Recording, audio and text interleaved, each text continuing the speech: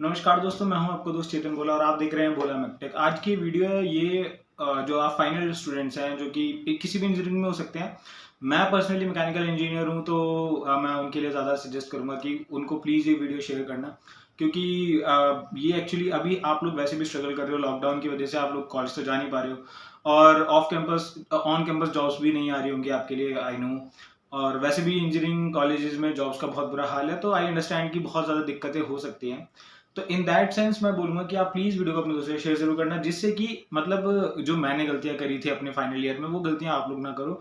और मतलब 3 ऐसी चीजें जिस पे आप लोगों को ध्यान जरूर रखना चाहिए। मतलब अगर आप फाइनल ईयर स्टूडेंट हो तो आपने बेशक पहले 3 साल कुछ भी किया, लेकिन फाइनल ईयर में आके इन 3 चीजों पे फोकस करके आपको अपने आगे बढ़ना है, जिससे कि आप मतलब जो आपका मोटिव था, जिसमें आपने 4 साल का टाइम और मेहनत और पैसा तीनों चीजें इन्वेस्ट करी हैं, तो वो उसका फ्रूटफुल कुछ रिजल्ट मिल सके। तो 3 बेसिकली जो चीज़ें होती है उसमें सबसे पहली चीज़ है कि आप जो फाइनल ईयर शुरू होते ही हमारे एक प्रोजेक्ट स्टार्ट होते हैं जो कि हमें सबमिट करने होते हैं। अब वो जो प्रोजेक्ट्स होते हैं उसके मार्क्स भी होते हैं एक तो, और दूसरी चीज़ वो बहुत आगे तक आपके साथ जाने वाले हैं। आपके जो भी फाइनल ईयर प्रोजेक्ट्स हैं, मतलब मैं आज भी कहीं जाता हूँ तो मेरी लिस्ट होती है एक प्रोजेक्ट्स की रिज्यूमे में लिखी हुई कि मैंने ये प्रोजेक्ट्स किए हैं। उससे उस जो जो हमारा इंटरव्यूअर होता है, जो भी हमें हायर करना चाहता है, उसको पता चलता है कि हमने किस चीज़ पे काम किया है। आपने अभी तक 2 इंटर्नशिप्स तो कर ली होंगी, लेकिन उन 2 इंटर्नशिप्स पे कोई बहुत ज़्यादा ध्यान नहीं देता है। मतलब खासकर इंडिया में इंटर्नशिप्स को बहुत ज़्यादा वैल्यू नहीं करा जाता मेरे हिसाब से, जो मैंने समझा है इस चीज़ को। क्योंकि मेरे इंटर्नशिप से किसी ने ज़्यादा कुछ नहीं पूछा, मेरे से जो भी पूछा मेरे प्रोजेक्ट्स रिलेटेड पूछा है सबने। तो मैं आपको सजेस्ट करूंगा कि अगर आप प्रोजेक्ट्स जो हैं उन पे फोकस करोगे, क्योंकि फाइनल ईयर आते आते हमारा माइंड मेकअप हो जाता है, हमें किस इंडस्ट्री में जाना है, हमें क्या करना है आगे। तो जो हमारा जो प्रोजेक्ट है वो उसी से ओरिएंट अगर आप कर लोगे ना, तो आपको उस इंडस्ट्री में घुसने में काफ़ी आसानी हो सकती है।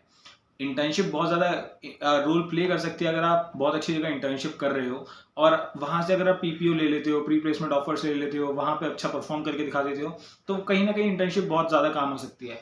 लेकिन मतलब most of the 3 tyre colleges जो भी वैसे होते हैं, ज़्यादा अच्छे कॉलेजेस नहीं होते, उनमें ये प्रॉब्लम्स आती है। वहाँ पे कोई भी जल्दी से पीपीओ नहीं मिलता, इंटर्नशिप मिलना मुश्किल हो जाता है लोगों को। यार जॉब तो बहुत दूर की बात है। तो इंटर्नशिप की बात कर रहा हूँ मैं। इंटर्नशिप अगर आपको मिली है अच्छी कंपनी में, तो आप वहां से पूरा ट्राई करो कि आपको पीपीओ मिल जाए।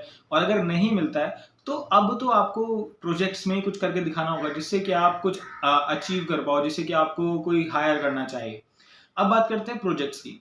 प्रोजेक्ट्स में सबसे इंपॉर्टेंट चीज होती है कि आपने किस टॉपिक पे प्रोजेक्ट उठाया है। तो जैसे मैं बताता हूँ आपको कि मैकेनिकल इंजीनियर की बात करते हैं। जैसे मान लेते हैं कि आपको आरएसी में जाना है, आप रेफ्रिजरेशन में ज्यादा इंटरेस्ट रखते हैं, तो मैं सजेस्ट करूंगा कि आप आरएसी से रिलेटेड कोई प्रोजेक्ट करें। मतलब उसी में कुछ रिसर्च थ्योरी कर लें, या फिर उसके बारे में आप क्या सोचते हैं, मतलब अपना एक रिव्यू पेपर निकालें। या फिर अगर आप कुछ आपको लगता है कि कोई रेफ्रिजरेंट में यूज कर सकता हूँ, मतलब मैंने कभी इस पर बहुत ज्यादा काम नहीं किया, मेरा कभी भी इंटरेस्ट नहीं रहा आरएसी में, तो इसलिए I am not very good into it. But मेरे सर काफी कुछ सजेस्ट करते थे मुझे कि ये कर सकते हैं, वो कर सकते हैं, कि वो रेफ्रिजरेशन से थे।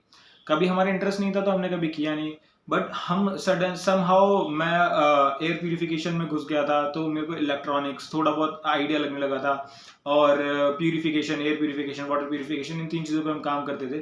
तो मेरा फाइनल ईयर प्रोजेक्ट उससे कुछ कुछ रिलेटेड था। और फिर जो सेकंड प्रोजेक्ट होता है, जो मेजर प्रोजेक्ट होता है, वो मेरा एरोडायनेमिक्स से रिलेटेड था। तो बेसिकली मेरे को जाना था डिज़ाइन इंडस्ट्री में, और एरोडायनेमिक्स में भी डिज़ाइनिंग काफ़ी हद तक काम आई थी मेरे। और उससे पहले मैं एक रिसर्च पेपर पहले भी लिख चुका था, जिसमें मैंने इंजन के ऊपर कुछ डिज़ाइन बनाया था, जिसको मैंने रिसर्च पेपर पब्लिश किया था। तो मेरी 3-4 चीज़ें मिलकर मेरे डिज़ाइनिंग में काफ़ी ज़्यादा हेल्प कर रही थी। तो समहाउ मैं डिज़ाइन इंडस्ट्री में घुसा, मैकेनिकल डिज़ाइनिंग में घुसा, और मैं अभी भी मैकेनिकल डिज़ाइनिंग में ही जॉब करता हूँ। तो मेरा सजेशन ये है कि अगर आपके जो प्रोजेक्ट्स होंगे वो आपके आगे तक काफ़ी काम आने वाले हैं। आपकी जो फर्स्ट इंडस्ट्री होगी वो भी आगे तक बहुत काम आती है, आप किस इंडस्ट्री में जा रहे हो। तो सबसे पहला जो मैं सजेस्ट करूंगा कि आप अपने प्रोजेक्ट पे बहुत ढंग से काम करें, उसमें डिटेल में जाएं। ऐसा नहीं होता कि हम हमेशा ऐसा होता है कि आप जब टीम बनाते हैं 4-5 लोगों की, उसमें 2 या 3 लोग ही मैक्सिमम काम कर रहे होते हैं। 2 भी बहुत बड़ी बात है, 2 लोग ही काम कर रहे होते हैं। उसके बाद जो 3 लोग होते हैं वो बस उनके पीछे ऐसे लगे हुए होते हैं कि कर रहे हो ना तुम, हम कर लेंगे। तो आप उन 3 में से मत बनो, उन 2 में से बनो जो काम करते हैं, क्योंकि जो 2 काम करते हैं उन्हीं को सब कुछ मिल जाता है, वही उनको नॉलेज मिल जाती है। सब कुछ मिलना तो कोई गारंटी नहीं कर सकता, कोई एश्योर नहीं कर सकता, बट हाँ उनको नॉलेज बहुत अच्छी हो जाती है। तो आई विल सजेस्ट कि आप अपने प्रोजेक्ट पे बहुत अच्छे से ध्यान दें। टॉपिक अगर चूज करें तो बहुत सोच समझ के चूज करें। मैंने भी बहुत ज़्यादा नहीं सोचा था उस टाइम पे, जो गो विद द फ्लो हो गया था मेरे टाइम पे। बट आई विल सजेस्ट कि आप उस टॉपिक को बहुत अच्छे से चूज करें। आपको किस इंडस्ट्री में जाना है उस चीज़ को देखें। जैसे मान लो अगर आप ईवी इंडस्ट्री में आना चाहते हैं तो लिथियम आयन बैटरी पे काम कर सकते हैं, इलेक्ट्रिक व्हीकल्स पे काम कर सकते हैं, उनकी स्टडी कर सकते हैं। बहुत चीज़ें हैं, मतलब प्रोजेक्ट करना मतलब मेरे हिसाब से बहुत मुश्किल नहीं होता जितना हमने टैबू बना रखा होता है इसे। बट मेरे हिसाब से हमें उसके अंदर जाना है, उसको किसी भी तरह से उस पर कोई टॉपिक ढूंढना है, कोई अच्छा इनोवेशन कर सकते हो तो वेल एंड गुड है, बहुत अच्छा है। उससे अच्छा कुछ नहीं हो सकता अगर कुछ आप इनोवेटिव सॉल्यूशन दे सकते हो तो सबसे पहली बात रही प्रोजेक्ट की। दूसरी चीज जो हो सकती है वो होती है मार्क्स की।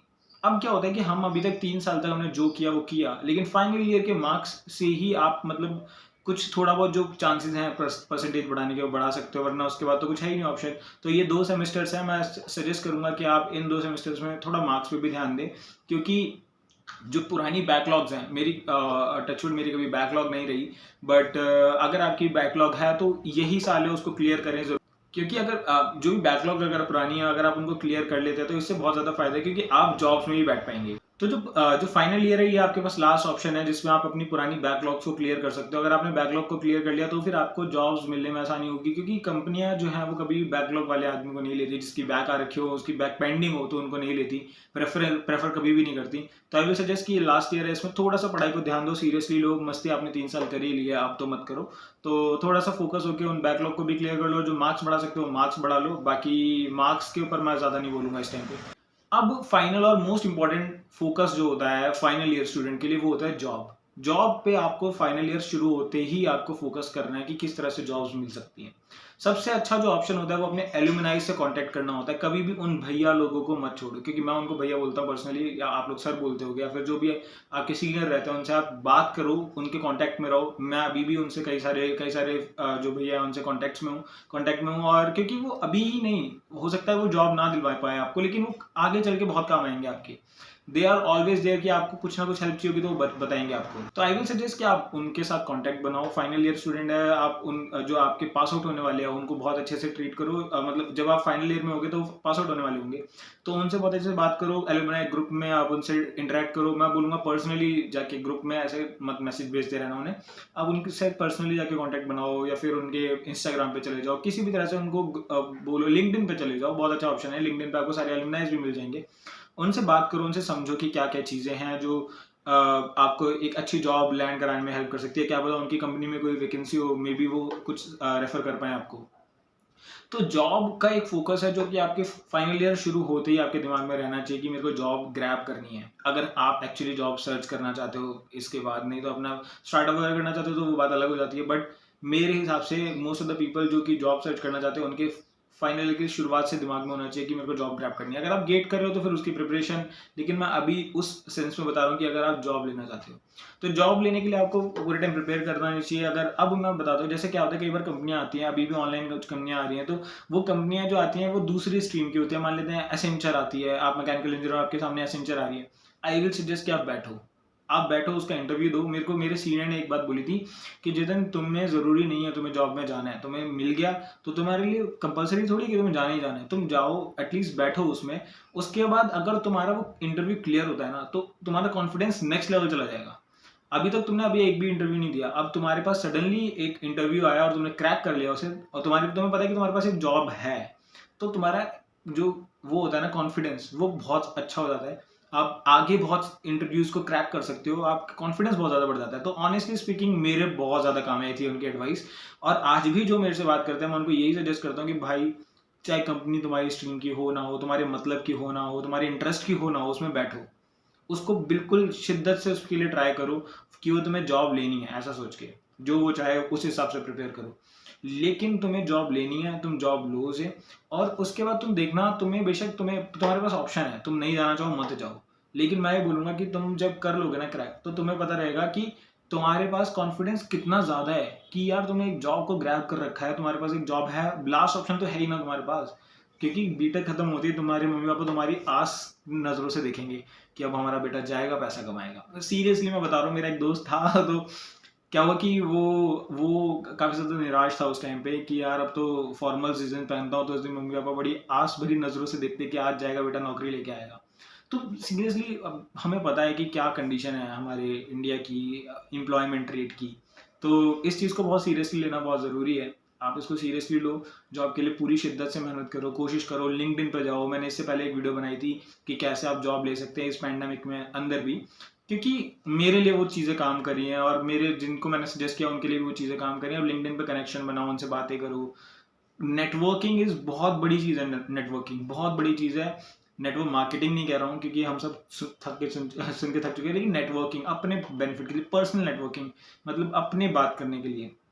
आप मेरे से बात कर रहे हो, जैसे मैं आपसे बात कर रहा हूँ, मेरे को कोई मिलता है मैं उससे बात करता हूँ, जानता हूँ उनके बारे में, बहुत अच्छा लगता है।